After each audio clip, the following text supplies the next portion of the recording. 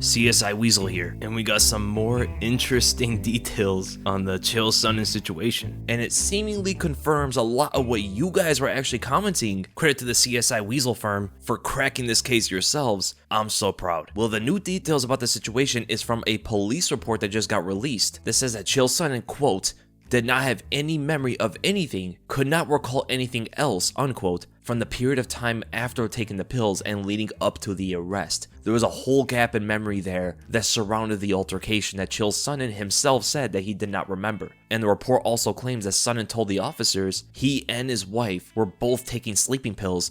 His wife said before she was taking Ambien. And a lot of people know when you take Ambien, it can warp your reality, especially when you mix it up with something. Everybody knows that alcohol with Ambien can turn you into a zombie. I mean, crazy stories about people driving unconsciously, sleepwalking, doing stuff they never remember because they're pretty much unconscious while they're doing this. Your body can act by itself. Now, we're not saying that Chael was drinking or anything, but we do know, according to the claims of the report, that he was taking sleeping pills. And it could have been a reason why one of the felony battery charges were dropped. Chael Sonnen is now only facing 6 misdemeanor battery charges. In order for this to happen, the prosecutors will have to find that Chael did not attempt to commit a felony or the injuries were not serious enough. We do know from the previous police report that the injuries were minor according to the officers. But it seems like these are the final charges before this all gets settled. Now, there's a few things that could have happened here. These are all hypotheticals. Number 1, Chael's telling the truth. He really didn't remember, took sleeping pills, sleepwalked, acted unconsciously, and therefore the felony charge has to be dropped because he had no commitment or motive.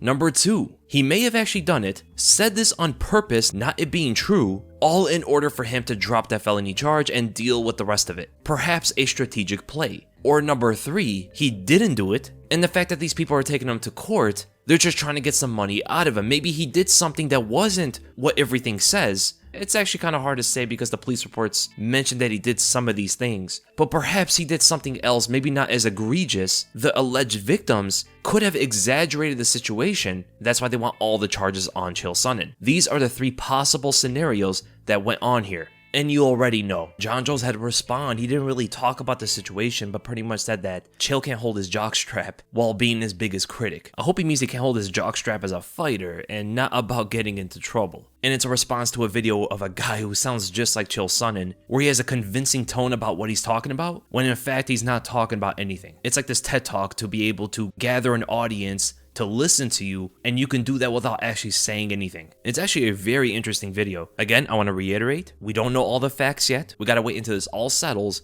before we really know what happened here. Everything are allegations, claims, and from police reports. And in other news, we go to a hero. Melvin Manhoef, the prolific knockout artist from kickboxing to MMA, one of the scariest strikers of combat sports, chased down 3 men that tried to burglarize his home when he was away, rammed them off the road, punched their window, and dragged them out the car and forced them on their knees until police came. So he has a retirement fight coming up against Yoel Romero, which he was trying to prepare for. And apparently, these 3 idiots had cased this house on several occasions. For those who don't know what casing a house is, it's pretty much where burglars are creating a tactic of how to get into the house, pick the targets, and all that stuff. It's a strategy they come up with before they act. These guys have come to his house several times. And while he's away from his home, he had friends and family watch over the house. But his wife noticed what the burglars tried in the first place was putting papers on the door to see if anybody would remove them. This tells me that the burglars probably knew that Manhoef lived there, because the tactic they used is only for someone who is not coming back home. They're away from home. If the paper was never removed, they know that nobody's been there for a while. If it gets moved, then they have to come up with another strategy. So his wife asked the neighbors with a security camera to see what happened. They see that a guy was looking into their house, later returned with a car, and left when a light in the house turned on. They're able to record the license plate. What kind of dummies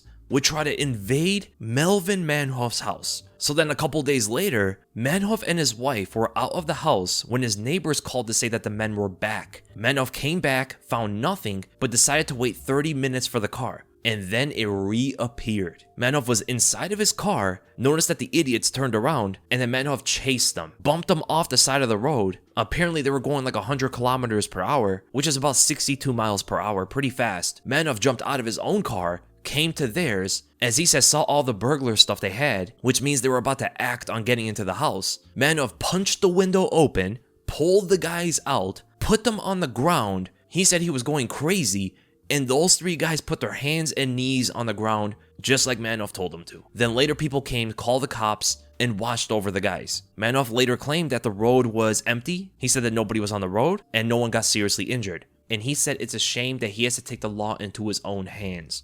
Reminds us of Cain Velasquez, Free Cain. He said the reason why he acted this way was because his wife and his kid were inside. He said if they were to come in there with all the weapons and the tools they brought, he had the thought that his wife and kid could be tied up, something could have happened to them, and he just was not going to wait around.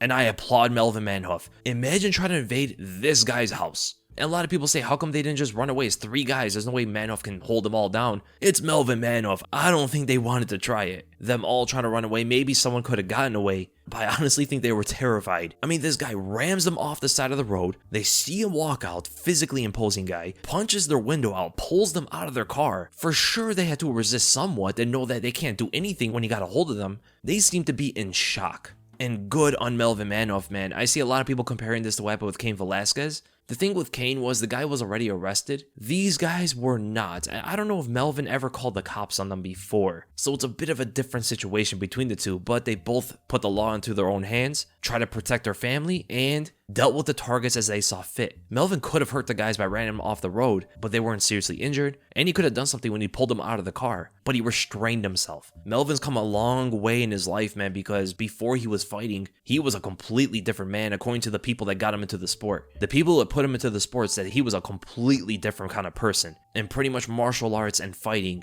turned him into the right direction. They're lucky they met humble Melvin Manhoef, and these idiots should not be trying to invade anybody's home because they got lucky. They got lucky. There's a lot of other people that would not have been so easy with them. So we start with some sad news on Chael Sonnen and ended on some good news with Melvin Manhoef. These days, man, it seems like there's more incidents outside the cage than there are inside the cage with these fighters, and CSI Weasel seems to have a full-time job on this. Now, what is the firm's opinions on this? With the newfound information, does it look more like Chael Sonnen may have done it? Or is there something that everybody's missing? Maybe Chael has other information that can contradict the allegations and reports on him? Or does it seem like he's just trying to lower the sentence as much as possible while also admitting that he did this? Whether consciously or unconsciously, it's an interesting case, an interesting situation. And as for Melvin Manhoef, give the guy a medal. He has championship belts, he has trophies, he may have medals, but give him another one, why not? He may have put some people in danger with the chase, but ultimately with nobody getting hurt, he said the roads were clear, and the guys he grabbed weren't seriously injured. I think it's a pretty well job done. So leave it in the comments below, and I'll see you guys in the next one.